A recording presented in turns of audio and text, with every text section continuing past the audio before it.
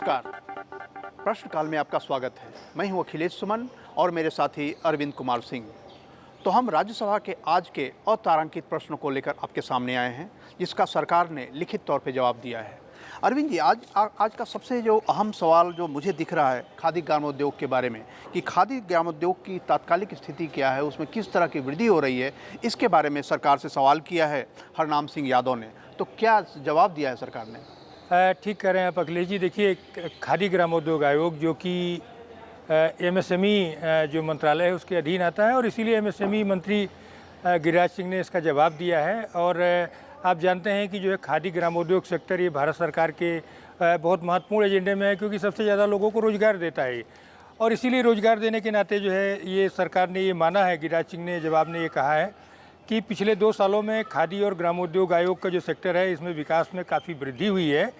और उसके आंकड़े भी दिए हैं इसमें अखिलेश जी। जैसे 2016-17 में माना है कि करीब 52,138 करोड़ रुपए की बिक्री खादी उत्पादों की हुई थी, जो 2017-18 में जो है बढ़ कर के करीब 60,000 करोड़ के करीब हो गई है।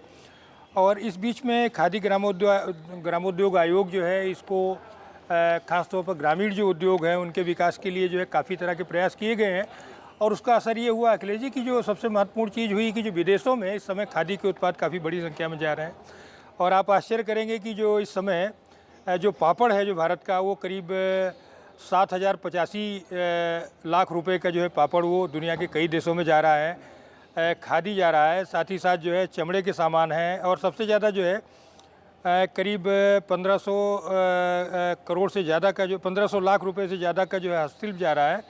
और हाथ से बने कागज़ और ये सारे उत्पाद जो है ये कुल मिलाकर के करीब 27,500 लाख रुपए जो है इसके इतने जो है ये इसका निर्यात हुआ है। तो कुल मिला के देखिएगा कि ये जो केवीआईसी सेक्टर है जिसको बोलते हैं, ये काफ़ी ग्रामीण इलाके का आधार जो है और भारतीय स्वतंत्रता आंदोलन में इसका काफ़ी बहुत बड़ा खादी में आप गांधी जी से जुड़ा हुआ है। और ये ब्रांड इंडिया जिसको कहते हैं, खादी ब्रांड इंडिया, इसलिए तो अखिलेश जी ये बात हुई है। लेकिन सवाल एक अखिलेश जी, जैसे ये खादी है दुनिया भर में जा रही है, तो एक सवाल बहुत इंटरेस्टिंग आया हुआ है, वो है पायलटों को लेकर के। हमारे यहाँ विमानन उद्योग बहुत तेज़ी से बढ़ रहा है और हरनाथ ये जो इसमें विदेशी पायलटों के बारे में और पायलटों की कमी के बारे में आर लक्ष्मण जी का सवाल है कि जो कमी है उसको दूर कैसे किया जा रहा है, क्या विदेशी पायलट आ रहे हैं, इन सारी चीज़ों को लेके जवाब है, सवाल है, इसका क्या जवाब दिया गया है? देखिए, ये एक समस्या है। विदेशी पायलटों को ज़्यादा तौर पे एयरलाइनें लेती हैं और एयरलाइनों पर ये शिकायत रही है हमेशा कि वो अपने देश के पायलटों को उस तरीके से प्रशिक्षित नहीं करते जिस तरीके से करने की ज़रूरत है। क्योंकि देखिए, हमारा देश दूसरी सबसे बड़ी जनसंख्या वाला देश है और वहाँ अगर यह कहा जाए कि हमारे यहाँ पायलट की कमी है तो ये थोड़ा सा आश्चर्य होता है। तो इसके बारे में सरकार ने जो जवाब दिया है, वो सरकार ने जवाब दिया है कि अब इस तरह के पायलटों को कई बार लिया जाता है। ये सरकार ने स्वीकार किया है कि विदेशी पायलटों को लिया जाता है और जो डेटा दिया गया है उस डेटा के मुताबिक सिर्फ एयर इंडिया के जो 3 समूह हैं, एयर इंडिया चार्टर्स लिमिटेड और एलायंस एयर, अगर इन तीनों को मिला लिया जाए तो 89 मतलब 90 से एक कम 89 पायलट विदेशी हैं एयर इंडिया में। उसके बाद इंडिगो की सबसे बड़ी संख्या है, इंडिगो ने 46 विदेशी पायलटों को बुलाया है और जेट एयरवेज के पास 41 विदेशी पायलट हैं। ये तीनों समझिए कि देश के सबसे बड़े जो एयरलाइन कंपनियां हैं वे हैं और उनके यहाँ विदेशी पायलट हैं इतने। तो सरकार ने कहा है कि विदेशी पायलटों को हम अब कोई उपाय नहीं हमारे पास कि विदेशी पायलटों को हम नहीं कह सकते कि मत रखिए, लेकिन हमने ये भी कहा है, मतलब सरकार ने ये कहा है कि जो हमारे यहाँ के पायलट हैं उनको प्रशिक्षण देने की व्यवस्था की जाए और उनको पदोन्नति दी जाए ताकि वो जो पूर्णकालिक पायलट होते हैं जो विदेश में प्रशिक्षित का जो मानदंड है उस मानदंडों को पूरा कर सकें। और जो टाइप वाले विमान है, टाइप पायलट भी बोलते हैं कि इस टाइप के विमान के पायलट ये होंगे, इस टाइप के विमान के पायलट ये होंगे, तो टाइप जो पायलट हैं, टाइप पायलटों की भी संख्या बढ़ाई जाए ताकि उस तरह की कमी ना हो हमारे यहाँ। और यह भी कहा है सरकार ने, जो सांसद ने सवाल पूछा था कि क्या रिटायर्ड रिटायर्ड पायलटों को फिर से नियुक्त करते हैं। तो सरकार ने कहा है कि रिटायर्ड पायलटों को नियुक्त करने की व्यवस्था नहीं है, लेकिन कई बार जब टेंडर जारी किए जाते हैं, कोई खास कंपनी अगर टेंडर लेती है कि पायलटों को, तो टेंडर कंपनियां किस तरह से अनुभव के आधार पर करती हैं, तो लेकिन सरकार उन्हें पुनर्नियोजित नहीं कर सकती है, री एम्प्लॉयड नहीं कर सकती है। वो उस कंपनी पर, हाँ, उस कंपनी पर निर्भर करता है कि वो किसको दे रही है। तो ये एक अहम सवाल है निश्चित तौर पे, और सरकार को ध्यान देना चाहिए, और जो एयरलाइंस को भी इस बात पर ध्यान देना चाहिए कि इतनी बड़ी जनसंख्या के देश में पायलट अगर हम नहीं प्रशिक्षित करा देंगे तो यह बहुत दुखद बात है। तो इससे एक और संबंधित सवाल है जो हवाई अड्डों से ही संबंधित है कि देश के 48 हवाई अड्डों की क्षमता का क्या सरकार ने आकलन किया है? क्योंकि सवाल ये उठे हैं कई बार कि लगता है कि हवाई जहाज़ आपके आसमान में उड़ रहे हैं। आपने सुना हो कि हाँ, आधे घंटे आसमान में उड़ता रहा एयरपोर्ट पे उतरने के पहले, या किसी का 1 घंटे उड़ता रहा, कहीं किसी और दूसरे एयरपोर्ट पे उतारना पड़ा। तो सांसद ने यह सवाल किया है कि क्या एयरपोर्ट पे ट्रैफिक जाम लग गया है और उनकी क्षमता क्या है, इसका कहीं आपने आकलन किया है और उसको दूर करने के आपने क्या उपाय किए हैं? तो ये एक बड़ा मौजूद सवाल है, आप बताइए जवाब क्या है? अखिलेश जी, सांसद विजिला सत्यानंद ने जो सवाल पूछा है उसका जवाब सरकार ने ये दिया है कि ये माना है कि जो अगले कुछ सालों में देश में कई प्रमुख हवाई अड्डों के पर ये क्षमता काफ़ी बढ़ाई जाने वाली है।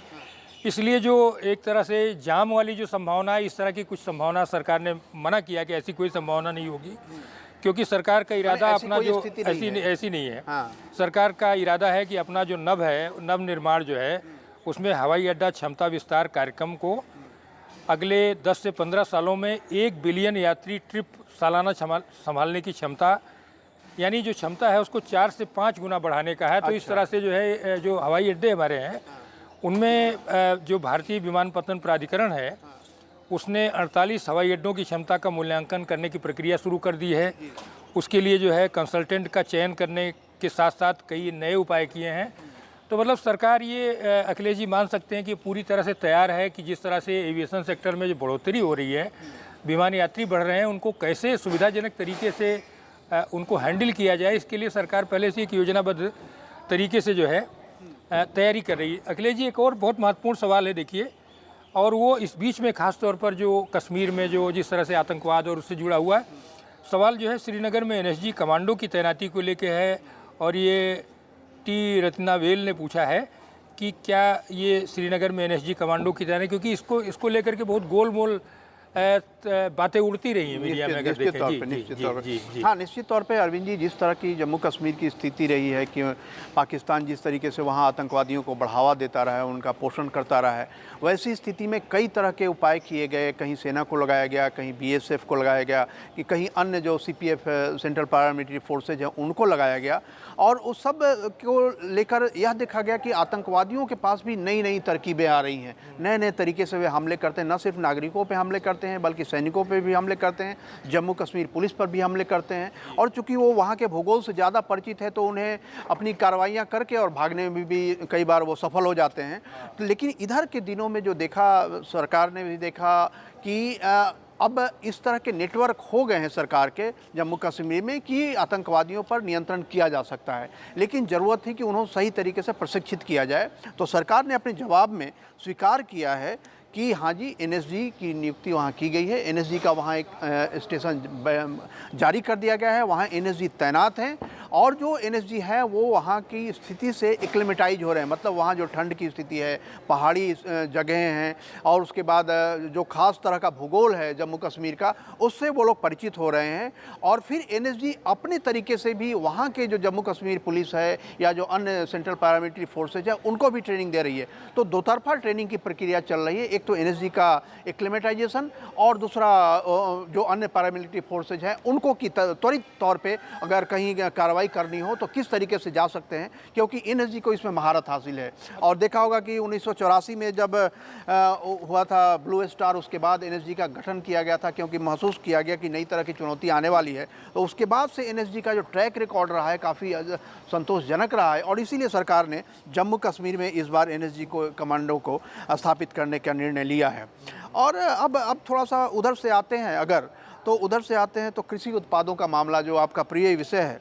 कृषि उत्पादों के आयात में संसद ने सवाल पूछा है जो मनीष गुप्ता हैं उन्होंने सवाल पूछा है कि क्या हमारे यहाँ दाल, चावल, धान, गेहूँ ये सारी चीज़ों की कमी हो गई है, क्या आप किसी चीज़ों का लगातार आयात कर रहे हैं बाहर से। तो एक बड़ा रोचक सवाल है, क्योंकि कई बार हम कहते हैं कि गोदामों में हमारे अनाज सड़ रहे हैं और उसके बाद जब ये खबरें आती है कि कृषि का आयात हो रहा है, वहाँ से आ रहा है, यहाँ से आ रहा है, कई कई देशों को नाराज़गी रहती है कि हमसे आप आयात नहीं करा रहे हैं। तो वास्तविकता क्या है? देखिए अखिलेश जी, कुछ तो जो जहाँ तक आयात की बात है तो कुछ तो आयात ऐसे हैं जो WTO के कमिटमेंट के नाते वो बाहर से हमारे पास आते हैं, जिसमें आपने देखा होगा कि बहुत बार किसान संगठन इस बात को उठाते हैं कि भाई ये ज़्यादा अगर आयात होगा उनका तो उसका हमारे घरेलू मार्केट पर असर पड़ेगा। लेकिन ये जो आयात हैं अखिलेश जी बेसिकली उसमें इस सवाल में जो है जवाब में वाणिज्य और उद्योग राज्य मंत्री CR चौधरी ने ये बात माना है कि भारत खाद्य तेल, दलहन, फल और मेवे सहित कई कृषि वस्तुओं और संबद्ध उत्पादों का आयात करता है। और उसमें उन्होंने आंकड़े भी दिए हैं और ये भी माना है कि सब्जियां, तेल, दलहन, ताज़े फल, मसाले और चीनी सहित कृषि संबंधी उत्पादों के आयात के हिस्से को भी बताया है इसमें। और पूरा विस्तृत सवाल है। सांसद ने, अगर आपने देखा होगा तो सांसद ने सवाल जो है बहुत विस्तृत फलक पर उठाया है और वो जानना चाहा कि ये सिर्फ ऐसे नहीं बताइए बल्कि आप हमको बताइए कि आप क्या क्या और किस तरह से बढ़ोतरी हुई है। तो उसका जो जवाब आया है, बड़ा रोचक, क्योंकि ये रोचक सवाल है, तो मैं इसका परसेंटेज बता दे रहा हूँ कि जो 2014-15 में जो कि कुल आयात का जो प्रतिशत था वो कृषि वस्तुओं का जो हिस्सा था वो 4.41% था, जो कि 15-16 में बढ़ करके 5.64% हो गया। 16-17 में जो है 6.24% हो गया और 17-18 में जो है जिसको कहेंगे थोड़ा घटा है उससे, वो हो गया 4.97%। लेकिन कुल उत्पादों में अगर किसी आयात का देखेंगे तो ये कोई कम परसेंट नहीं है, क्योंकि हम लोग, भारत एक बड़ा कृषि प्रधान देश है। लेकिन इस तरह के बहुत सारे क्वालिटी आइटम्स ताकि भारत के बाज़ार में जो है वो उनकी सुलभता भी रहे, तो ये इस नाते नहीं मंगाए जा रहे हैं कि हमारे पास ये सब सामान उपलब्ध नहीं है, बल्कि इसलिए मंगाए जा रहे हैं क्योंकि ये इनका एक मार्केट है यहाँ। और इसमें जो है जो अभी का है वो माना है जो 2017-18 में 23,160 जो मतलब अमेरिकन मिलियन डॉलर में है ये आंकड़ा।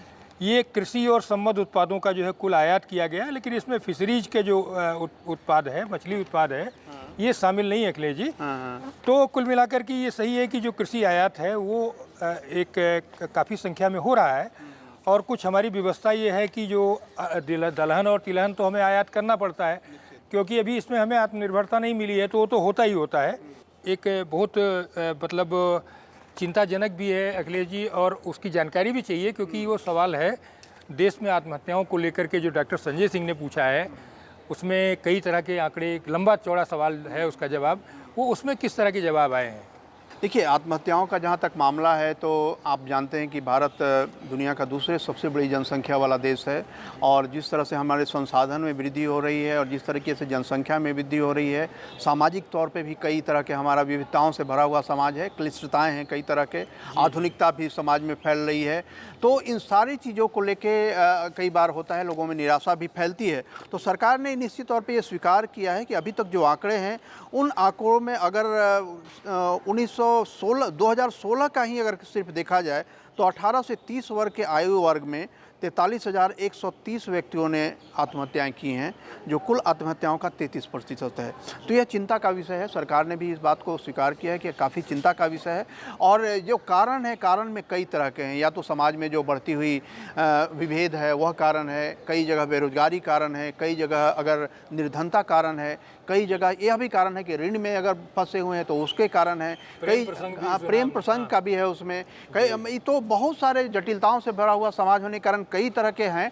तो सरकार ने यह कहा है कि इन कारणों की स्थानीय तौर पे खोज परख करने के अलावा जो एक केंद्रीय स्तर पे जो एक उपाय होना चाहिए, उसके अलावा जो मानसिक अस्पताल खोले जाने चाहिए, ये सारी चीज़ों पे सरकार का जोर है। और चूँकि सरकार ने हमेशा, प्रधानमंत्री नरेंद्र मोदी भी बोलते हैं कि डेमोग्राफिक डिविडेंड है हमारा, कि हम दुनिया में जो युवा वर्ग की आयु वाले हम सबसे धनी देशों में एक हैं। तो ऐसी स्थिति में सरकार ने इस बात के लिए आश्वासन दिया है। तो निश्चित तौर पे मुझे लगता है कि जब इस तरह के आश्वासन दिए जाते हैं और जब समाज आगे बढ़ता है तो कुछ क्लिष्टताएं आती हैं, तो सांसदों की जागरूकता भी इस मामले में काफ़ी मदद करती है ताकि सरकार त्वरित तरीके से इसका जवाब ना सिर्फ जवाब दे बल्कि उसको कार्यान्वित भी करे, क्योंकि अगर इस सेशन में नहीं आप जवाब देंगे, नहीं कार्यान्वित करेंगे तो अगले सेशन में फिर जवाब पूछे जाएंगे, फिर आपको जवाब देना होगा, सवाल पूछे जाएंगे। तो सवाल जवाब का दौर चलता है, लेकिन सरकार इस मामले में सचेत भी होती है। तो मुझे लगता है कि राज्यसभा और लोकसभा में जिस तरह के सवाल पूछे जाते हैं उनका असर ज़रूर होता है और सरकार कार्यान्वयन के लिए बाध्य होती है। राज्यसभा टेलीविज़न के इस खास कार्यक्रम में आज बस इतना ही। कल फिर प्रश्नकाल के साथ हम आपके साथ उपस्थित होंगे। नमस्कार।